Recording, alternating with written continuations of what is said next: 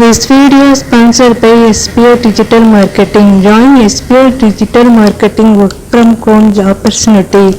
Mobile-based part-time job perfect for students, homemakers and job seekers. Use your free time to earn. No fixed hours. Work at your convenience. Just share and publish content. Simple talks. No selling or no referral. Have a Facebook, Instagram or YouTube account? You are already eligible. Earn daily income with instant payouts. Start from day one. Send your name and qualifications on WhatsApp to 9994104160 and get full details instantly. Skip பண்ணாதீங்க. பெரிய தப்பு. தினம் ₹300 சம்பாதிக்க அரிய வாய்ப்பு. Instagram, Facebook பயன்படுத்த தெரிந்தால் போதும். Content post and content publishing மூலமா தினம் ₹300 சம்பாதிக்கலாம். இந்த வேலை செய்ய 5 நிமிடம் போதும். Work training support, group communication support, all language customer live chat support, முக்கியமா சொந்தமா ஒரு பிசினஸ் ஸ்டார்ட் பண்ற அளவுக்கு உங்களால கற்றுக்கொள்ளவும் முடியும், சம்பாதிக்கவும் முடியும். இந்த வேலை வாய்ப்பு வழங்குவது 5 வருடத்திற்கு மேல ரன் ஆகிட்டு இருக்க நம்ம தமிழ்நாட்டு company school of business organisation private limited. மேலும் விவரங்களுக்கு டிஸ்கிரிப்ஷன்ல கொடுத்திருக்க நம்பருக்கு வாட்ஸ்அப் பண்ணுங்க. வணக்கம் நண்பர்களே, இன்னைக்கு நம்ம கேட்க போகிற கதை தர்மம் தலை காக்கும். இதுவரைக்கும் இந்த சேனலை நீங்கள் சப்ஸ்கிரைப் பண்ணலை அப்படின்னா மறக்காமல் சப்ஸ்கிரைப் பண்ணுங்க. வாங்க கதைக்குள்ள போகலாம். ஞாயிற்றுக்கிழமை என்பதால் அலுவலகம் இல்லை. சற்று தாமதித்து எழுந்திருக்கலாமே என்று எண்ணிக்கொண்டிருக்கையிலேயே என்னங்க மணி 7, நேரத்தோடு போனால்தான் நல்ல சாமான்கள் கிடைக்கும், எந்திரிங்க என்று தட்டி எழுப்பினாள் மனைவி.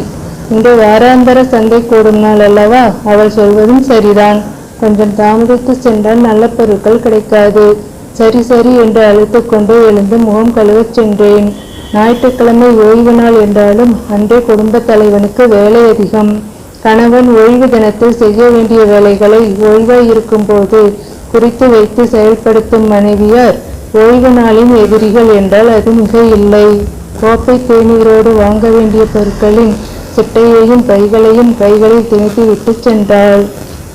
அவள் கொடுத்த பொருட்களை வாங்குவதென்றால் காசு பைகளில் கொண்டு செல்ல வேண்டும்.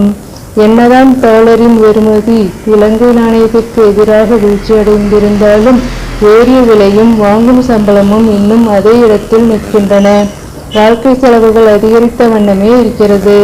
வாழ்க்கை போராட்டம் எந்த ஒரு குடும்பத்தையும் மேலே எழவிடாமல் மிக அவதானமாக பார்த்து கொள்கிறது. தேநீரை குடித்து கோப்பையை வைக்க முற்பட்டேன். சாந்தியக்கா சாந்தியக்கா என்ற மனைவியை பக்கத்து வீட்டுக்காரி அழைக்க இவள்வாறே நின்றவாறு வாசலுக்கு சென்றாள். திரும்பி வந்தவள் என்னிடம் காசை கொடுத்து இதையும் வாங்கிட்டு வந்திருங்க என்றாள். இது யாருக்கு? அடுத்த வீட்டுக்காரிக்குத்தான். ஏன் அவங்க போய் வாங்கக்கூடாதா? நான் இன்றைக்கு சந்தைக்கு போவேன் என்று தெரிந்து சரியாக போற நேரம் பார்த்து வந்து காசை கொடுத்து வாங்க சொல்கிறாங்க. அவங்களை பாரு, காசையும் நேரத்தையும் எப்படி சேமிக்கிறாங்கன்னு. நான் என்ன விருப்பப்பட்ட வாங்கி தந்தேன்? அவ புருஷன் சுகமில்லாமல் இருக்கிறதுனால தான் வாங்கிட்டு வந்தேன். சரி சரி போங்க, அவங்கள மாதிரி பஞ்ச பிசுநெறியா நம்மால இருக்கவா முடியும்? கூறிவிட்டு அவள் போக நான் புறப்பட்டேன். வீடு என்றால் அக்கம் பக்கம் வீட்டுக்காரர்களோடு பரஸ்பர நட்புறவோடு இருக்க வேண்டும். இல்லாவிட்டால் காணும் போது ஒரு சிறு புன்னகை, ஹாய் ஹலோ என்று வேண்டும். நமக்குள் 1000 பிரச்சனைகள் இருந்தாலும் மூடி மறைத்து அதை அடுத்தவரிடம் காட்டாமல் அயலாருடன் இயல்பாய் இருக்க வேண்டும்.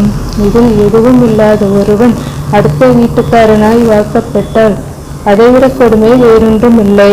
இந்த லட்சணத்தில பார்த்தா கூட பார்க்காமல் சென்றுவிடும் அவருக்கு பார்த்த சாரதின்னு பேரு வேறு. 3 மாதமாய் படுத்த படுக்கையை கிடக்கும் அவரை போய் பார்த்தால் கூட மனசில்லை. மனைவியின் நட்புறத்தால் சென்ற மாதம் சென்று பார்த்தேன். நான் வந்து பார்ப்பேன் என எதிர்பார்த்திராத அவர் பிரிந்து சென்ற காதலி குழந்தை குட்டியோடு எதிரே வந்து நிற்க கண்டதை போல் ஆச்சரியமாகவும் அதிசயமாகவும் பார்த்தார்.